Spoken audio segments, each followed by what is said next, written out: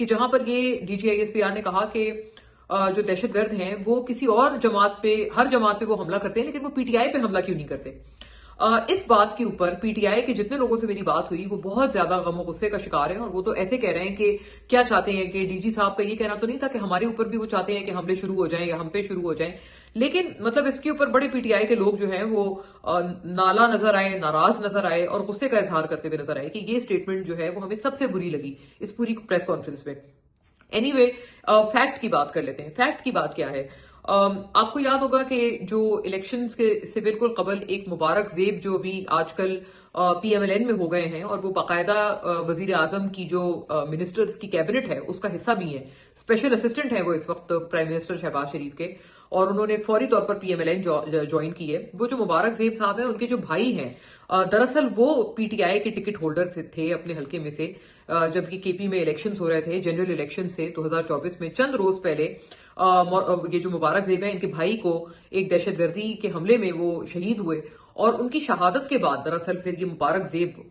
Politics में ज्यादा active होते हुए नजर आए, और उन्होंने ये बात की कि मतलब वो उन्होंने ये दरअसल गिला किया पीटीआई की कयादत से कि मेरा भाई शहीद हो गया आपकी सियासत करते करते, और उनको दहशतगर्दी के हमले में शहीद किया गया, तो आपने इस इलाके से, उनके हल्के से मुझे टिकट क्यों नहीं दिया। इसके ऊपर दरअसल जो मुबारक जेब थे वो आपको पता है उन्होंने इंडिपेंडेंट इलेक्शन लड़ा, और पीटीआई ने इस इलाके से एक अलग अपना कैंडिडेट फील्ड किया, लेकिन हुआ क्या कि मुबारक जेब जो हैं वो इस इलाके से इलेक्शन जीत गए और एमएनए बन गए, इंडिपेंडेंट एमएनए बनने के बाद उन्होंने फिर पीएमएलएन ज्वाइन की, और पीएमएलएन ने इस बात को जो है बड़ा, क्योंकि जो आपको पता है नून लीग और खासतौर पर जो ये गवर्नमेंट की जमातें हैं वो उन लोगों को बहुत ज्यादा पसंद करते हैं, जरूरत से ज्यादा एक्स्ट्रा पसंद करते हैं, जो कि पीटीआई से नाराज होकर उनकी तरफ आए होते हैं। तो मैं इसलिए ये इंसिडेंट कोट कर रही हूं क्योंकि ये जो मुबारक जेब के भाई हैं ये एक बहुत प्रोमिनेंट पीटीआई के टिकट होल्डर थे, जो कि इलेक्शन से चंद रोज कबल जिनको दहशतगर्दों ने शहीद किया था। इसमें भी कोई शक नहीं कि जेयूआईफे पे भी बहुत ज्यादा हमले हुए हैं, एएनपी तो बाकायदा उनके फैमिली में तो बहुत ज्यादा शहीद हैं, और बहुत सारे लोग हैं जो शहीद किए गए दहशतगर्दी के खिलाफ, मतलब आई मीन दहशतगर्दों के हमलों की वजह से वो शहीद हुए। नून लीग में भी हैं, मतलब कई लोग हैं, पीपल्स पार्टी में हैं। बट द पॉइंट इज के